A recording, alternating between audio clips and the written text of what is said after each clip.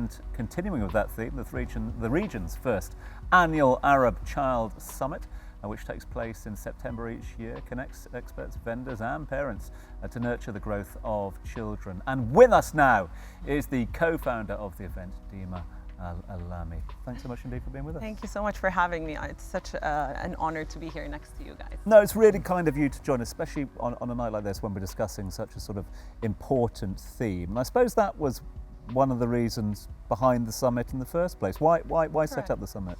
So it's called the Annual Arab Child Summit. Yeah. And as you were saying in the introduction, you know, with the world of digital media and so on and social media, we noticed that a lot of Arab children are kind of losing their Arab identity and their pride in it just because of the access to a lot of content that doesn't necessarily align with their identity. So we thought, you know what, as a mother, I have 2 boys and my co-founder Rima Tkour, she also has 2 boys. We're like, wait, we're struggling with that. We want them to grow up to be proud Arab citizens, but also contributors to this globalized world. So how do we do that? You know, I fell for the mistake of, you know, shifting my children's identity, and they kind of lost that Arabness in them, you know. So when you ask them, where are you from, they don't necessarily say, I'm Jordanian, I'm Palestinian, I'm Arab, you know, so because they have other passports, right?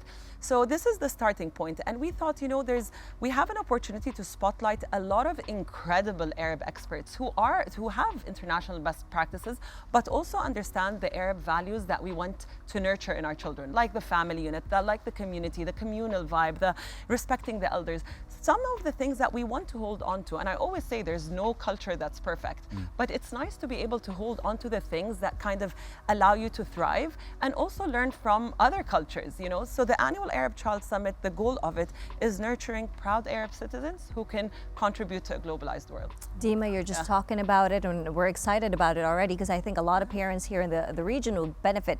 But could you just take us back a bit, share with us your journey from being an educator, because that's what you were primarily, right? To becoming a reading advocate, and now you are a children's book author. Yeah. Tell us about it. So I've been passionate about education, honestly, since I was a child. You know, I would force my cousins and my neighbors to sit and do activity sheets and so on. And then I went into the world of education. I worked both in the private and non-fee paying sector. But and that's when I moved to Dubai as well. And then I realized that I love reading. So I started an Instagram page where I recommend children's books. That's why I need your book. Yes, indeed. The Arabic and in Arabic and English to nurture readers. And that's something in the Arab culture. There are a lot of readers, but it doesn't come naturally, you know, I guess, in many families.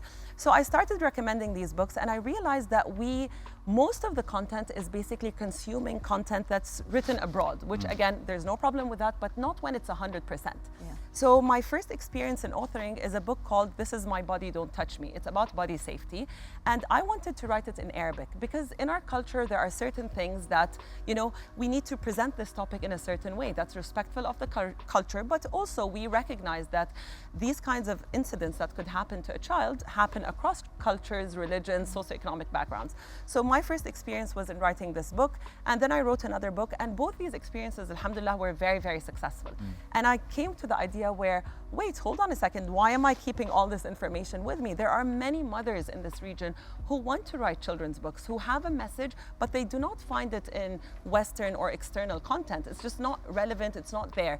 So I started a program called From Mother to Author, where I support mothers into becoming published authors. And I say mother to author, but fathers are also welcome, of course, if you're fathers. But my community happens to be mothers.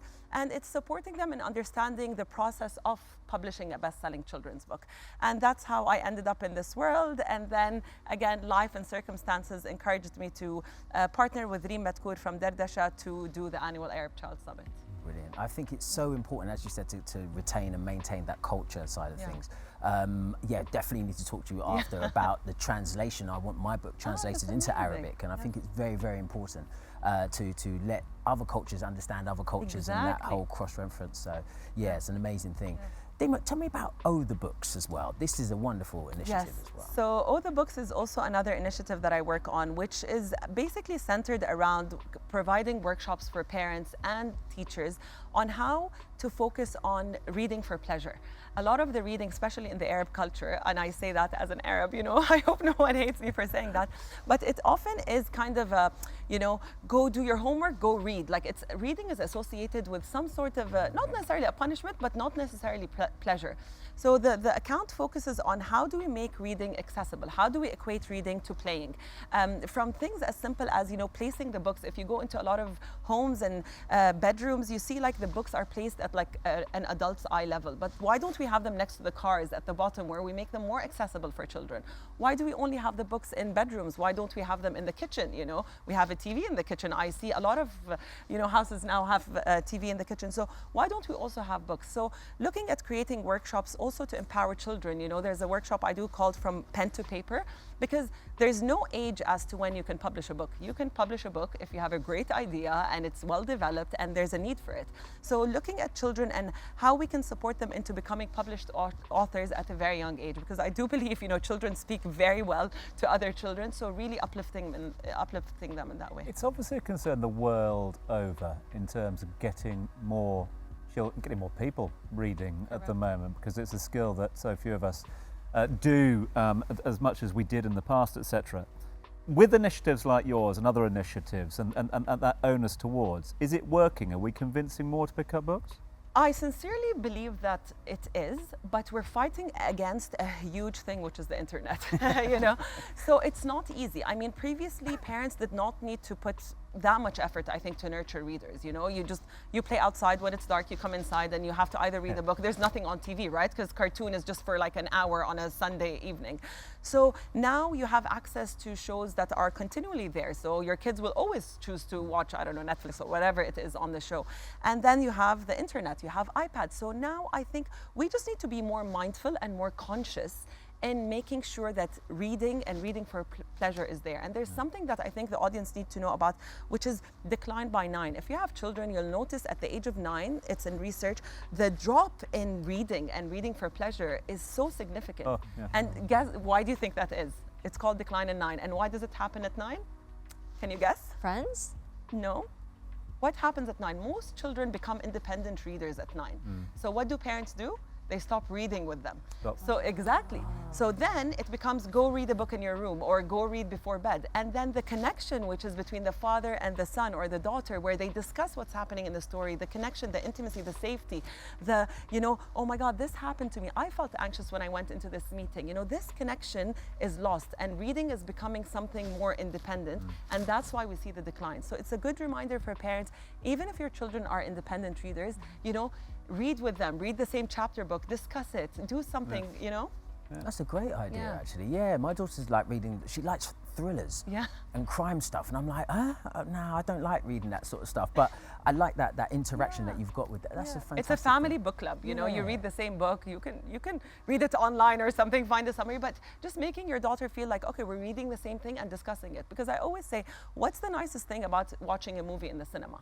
Not actually watching it, it's analyzing it afterwards, right? yeah. Oh my God, I didn't like this actor, I did this, I did that. And that's the same with stories, but we forget to do that with books and reading.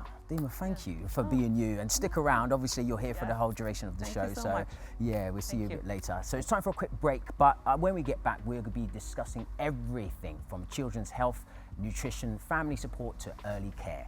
But first, let's take a look at our performances for tonight. Hey guys, we're 8 times 2. We're going to be performing our original song, Cycle Down. Stay tuned till the end of the show to watch us perform.